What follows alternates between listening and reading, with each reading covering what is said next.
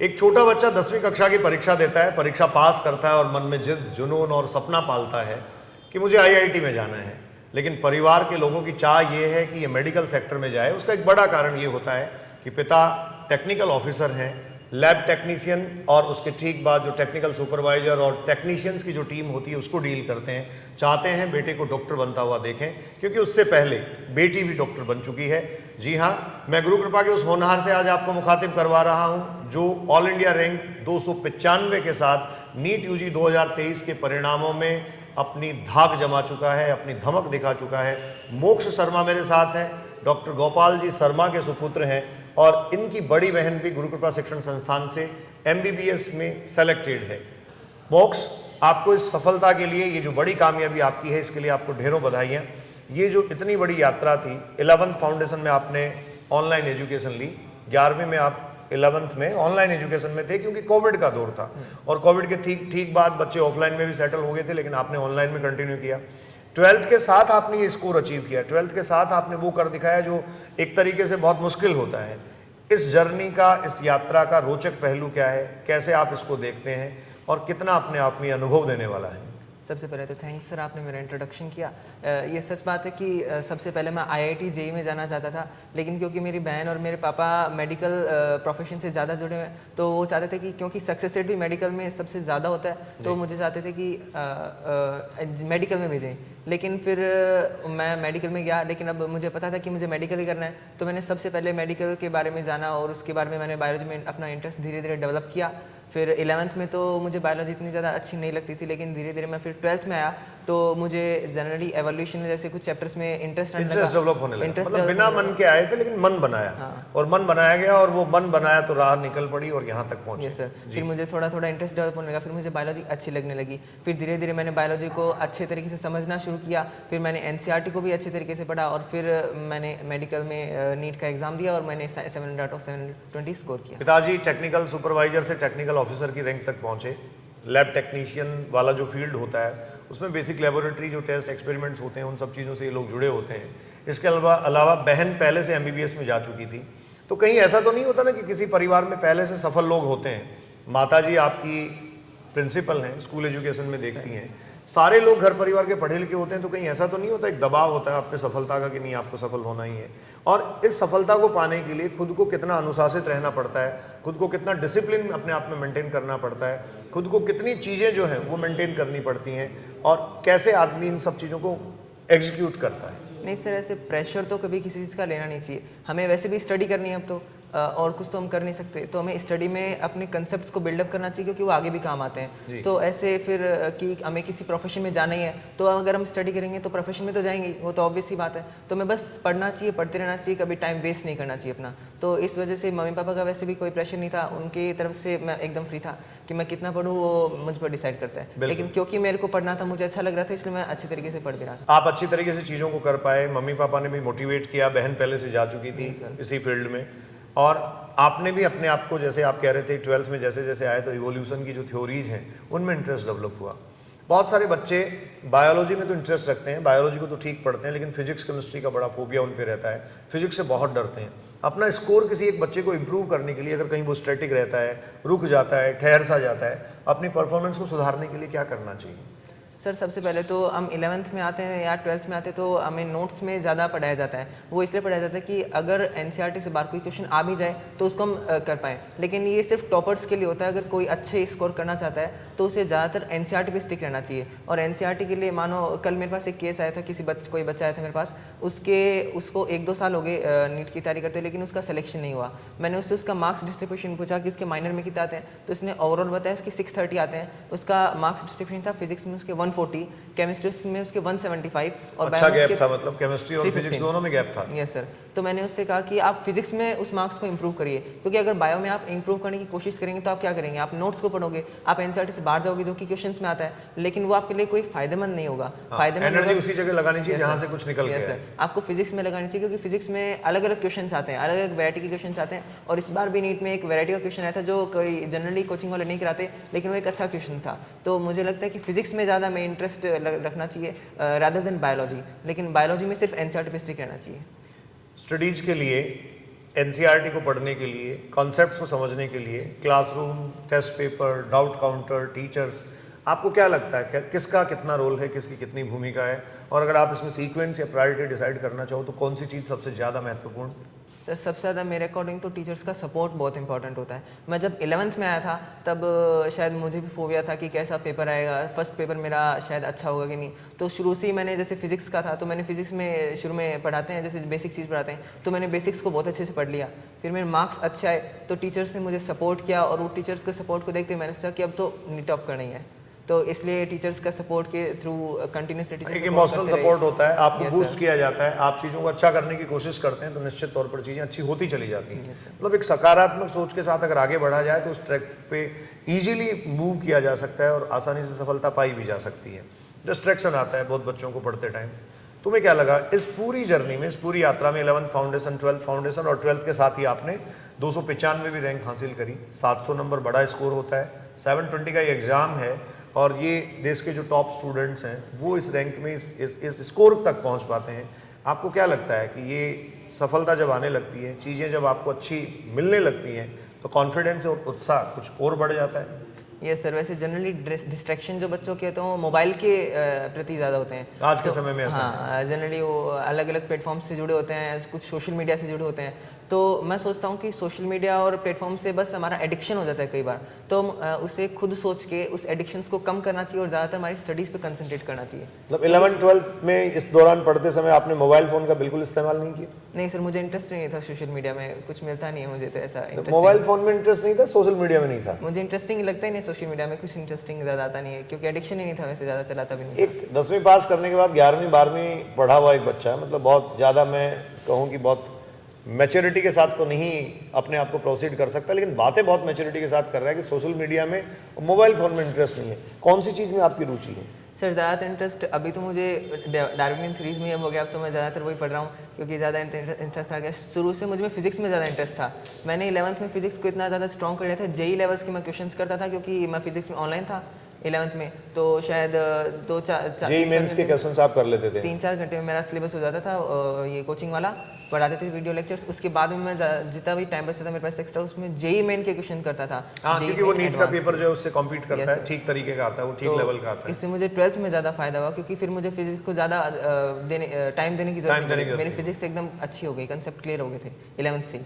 फिर मैंने ज़्यादा टाइम बायोलॉजी को दिया, केमिस्ट्री को दिया, जैसे मेरे अच्छे मार्क्स इंप्रूव होने लगे धीरे-धीरे। बायोलॉजी में एनसीईआरटी पढ़ने का जो तरीका है, या बच्चे जो एनसीईआरटी पढ़ते हैं उसमें आपने क्या स्पेसिफिक किया?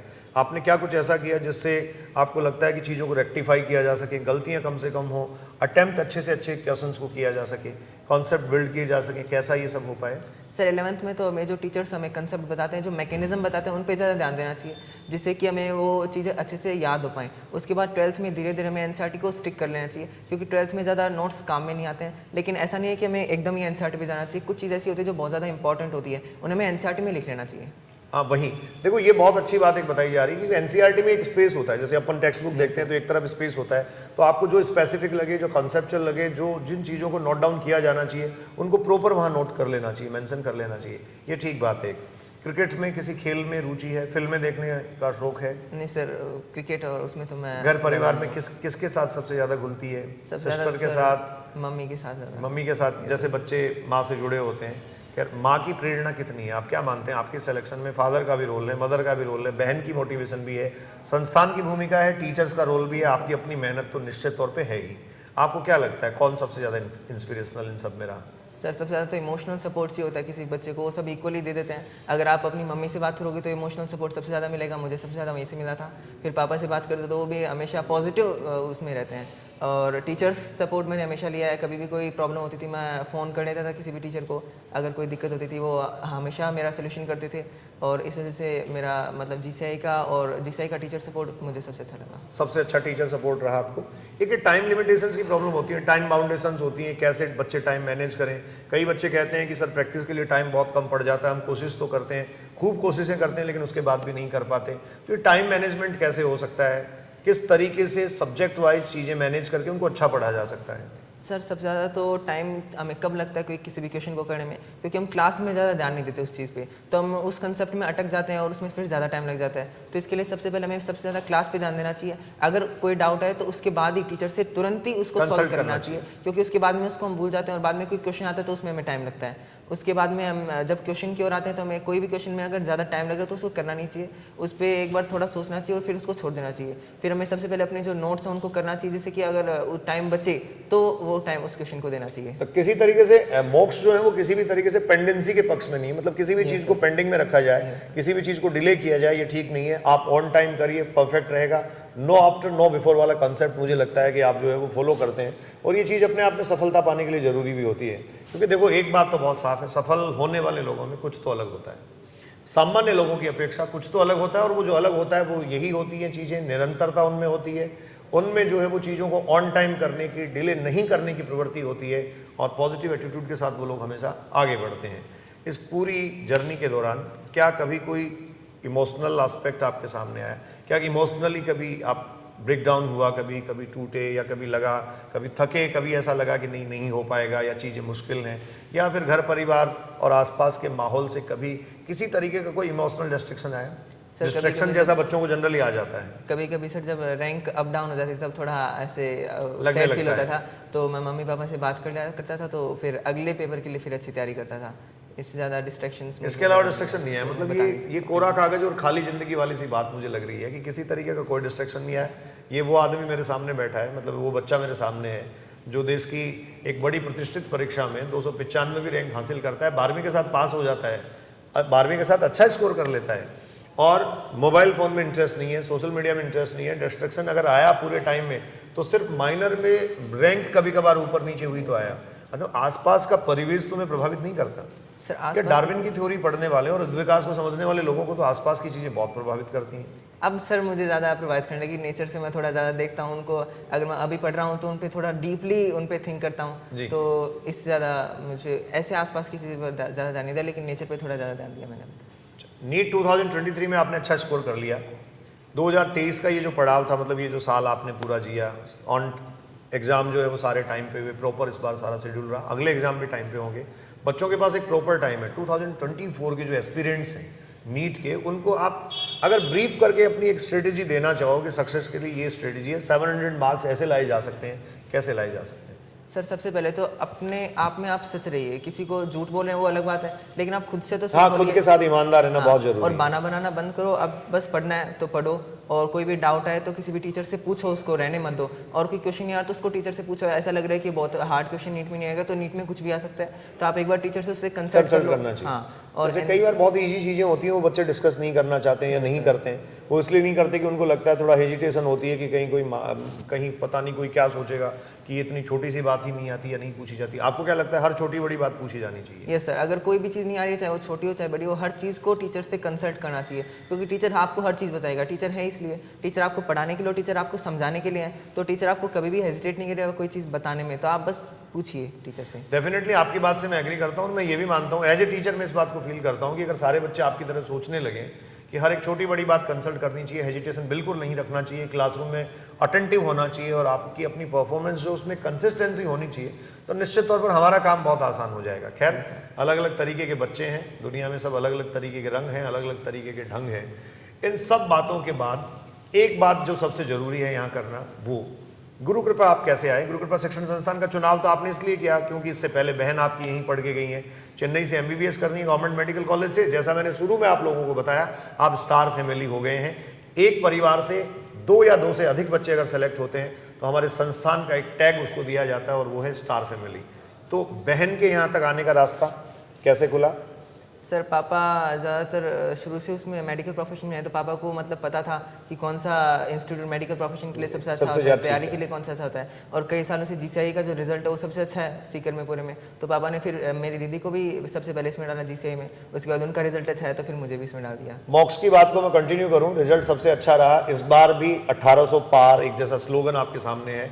क्लासरूम से 1800 प्लस सिलेक्शंस जो हैं वो दिए जा रहे हैं। गुरु कृपा एक ऐसा अकेला शिक्षण संस्थान है इस शहर का जो क्लासरूम का परिणाम दर्शाता है, बताता है, दिखाता है, विद डेटा, विद फैक्ट्स। एक एक बच्चे की प्रोफाइल आपको मिलेगी, मेडिकल कॉलेज और उसके होम एड्रेस तक आपको मिलेगा कि ये बच्चे मेडिकल कॉलेज में कहाँ पहुँचे और कहाँ से आए हैं। तो इस प्रकार से 1800 बच्चे किसी एक संस्थान से, एक छोटे से शहर के एक संस्थान से मेडिकल कॉलेजेस तक अगर पहुंच जाते हैं तो ये अपने आप में निश्चित तौर पर बड़ा अचीवमेंट होता है। और मोक्ष जैसे बच्चों का इसमें बड़ा कंट्रीब्यूशन होता है। लगातार वो आते हैं, विश्वास करते हैं, जुड़ते चले जाते हैं। आप 2024 के बच्चों को ये कह रहे हैं कि बहाने बनाना छोड़िए, Yes, sir. खुद से वादा करिए, अपने साथ ईमानदार रहिए। अब आगे क्या, आपको क्या लगता है किसी मेडिकल कॉलेज में जाने के बाद क्या सोचा है? जिंदगी को नए आयाम मिलेंगे, नए डायरेक्शंस होंगे, नई चीज़ें सामने होंगी। जिस माहौल से तुम बचने की कोशिश करते हो, सोशल मीडिया, मोबाइल, ये वो, और जिस दुनियादारी में बेटा तुम्हारा इंटरेस्ट कम है, मुझे लगता है कि अब उससे सामना होगा। Yes, क्या लगता है? सर मुझे लगता है कि जब हम डॉक्टर बनने की सोचते हैं तो एक्चुअल में हमारा टारगेट तो डॉक्टर बनना है। लोग बच्चे ऐसे बोलते हैं कि हमारा टारगेट नीट है। नीट तो एक रास्ता है जिसे हमें चलना ही पड़ेगा। अगर डॉक्टर बनना है तो उस रास्ते पे चलना पड़ेगा। तो आप टारगेट बनाइए कि आपको डॉक्टर बनना है, फिर नीट आपके लिए एकदम ईजी हो जाएगा। नीट आपको सिर्फ एक रास्ता लगेगा जिसे आप चलोगे और आराम से आपको डॉक्टर बन जाएगा। देखिए, ये बहुत महत्वपूर्ण बात है कि हम एक स्टेप पार कर लेने के बाद अपना ऑब्जेक्टिव डिसाइड करते हैं, अपनी जिंदगी के उद्देश्य को फिर से बुनते हैं, फिर दूसरा स्टेप पार करते हैं, फिर हम सोचते हैं कि किस डायरेक्शन में जाना चाहिए और क्या अच्छा हो सकता है। पहले से ही आप बना लीजिए, अपना रास्ता तय कर लीजिए और अपने उद्देश्य को पाने के लिए, उस पर सफल होने के लिए आपको अपने मानस पटल पे उस उद्देश्य, उस बात, उस काम से जुड़ी वो छाप जो है वो अंकित कर ही लेनी चाहिए। जैसे मोक्ष ने कहा, नीट सिर्फ रास्ता है। डॉक्टर बनकर क्या करना चाहते थे? सोशल सर्विस, सोसाइटी में रेपुटेशन, रुतबा, या फिर आपको क्या लगता है कि डॉक्टर जो है वो बन जाएंगे तो लाइफ सेटल हो जाएगी? सर डॉक्टर के वेरियस काम होते हैं, जैसे डॉक्टर रिसर्च भी कर सकते हैं, तो मेरा इंटरेस्ट ज़्यादातर रिसर्च में रहा है। यस सर, तो रिसर्च करके कोई भी अभी जैसे कैंसर जैसे कुछ डिजीज है उनका अभी तक परमानेंट क्योर नहीं मिला, तो कैंसर एटसेट्रा जैसे कुछ, जैसे अभी कोविड वायरस है इसका भी अभी भी क्योर निकाला है, तो ऐसे कुछ वायरसेस का ऐसा क्योर निकालना मेरा ऑब्जेक्टिव है।